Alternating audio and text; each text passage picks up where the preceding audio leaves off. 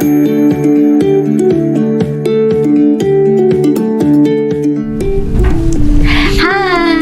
Selamat siang. Siang, apa kabar? Baik, apa kabar? Baik juga.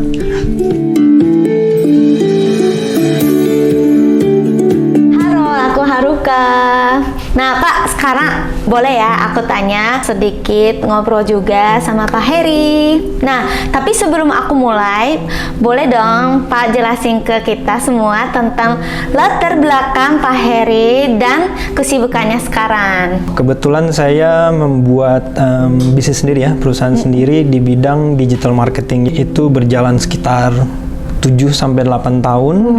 Kemudian saya bekerja di sebuah konsultansi lokal di Indonesia dalam hal membantu beberapa startup lokal ya. Mendekati masa pandemi ini, kebetulan saya di-approach oleh Diary Bunda, sebuah istilahnya startup juga ya. Saya memimpin tim produk di dalam Diary Bunda ini. Nah, Pak Heri, gimana sih situasi kerjaan sekarang di tim Diary Bunda pas pandemi ini? Ketika saya pertama kali masuk ya ke dalam tim Diary Bunda, itu memang pandeminya baru mulai. Oh, pas pandeminya berarti? Pas pandeminya baru mulai. Jadi sebenarnya ketika saya sudah masuk, flow kerja kita udah disesuaikan dengan masa pandemi, di mana keseluruhan tim itu udah working from home.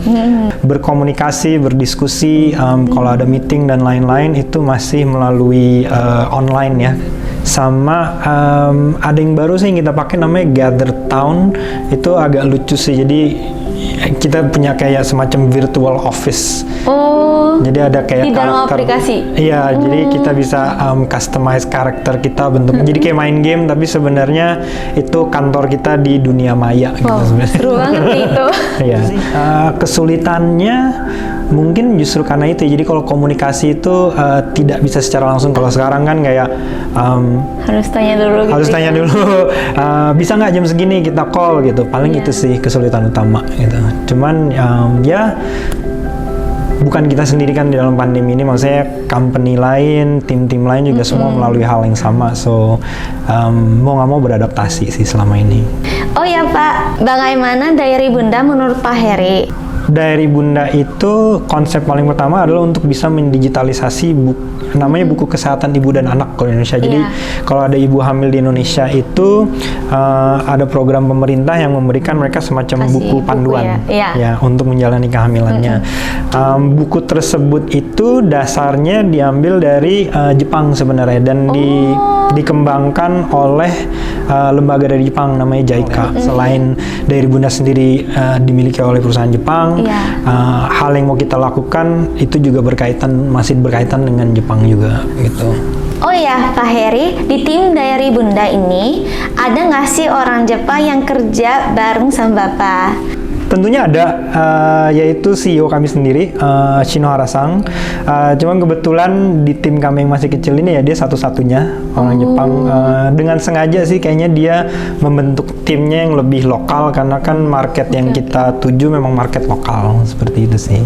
Dan boleh nggak Pak ceritakan sedikit gimana cara Shinohara-san mimpin perusahaan ini? Yang saya bisa tarik sih mungkin dari efek budaya Jepangnya juga ya. Salah satu value yang dia selalu utamakan itu open communication. Jadi setiap anggota tim itu jangan sampai segan untuk menyampaikan pendapat gitu. Jangan takut akan konsekuensinya lah kalau misalnya pendapatnya ada yang salah atau gimana gitu. Jadi itulah yang dibangun sama dia, open communication. Jadi sangat positif sih.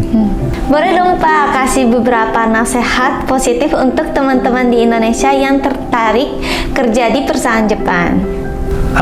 Mungkin pertama jangan sampai termakan stereotype ya, maksudnya keep yourself open-minded, dan jangan sampai mengeneralisasi ya, maksudnya bukan berarti sama aja kayak satu orang Indonesia tidak sama dengan orang Indonesia yang lain, sama juga satu orang Jepang tidak, of course tidak sama dengan orang Jepang yang lain. Jadi mungkin bukakan diri untuk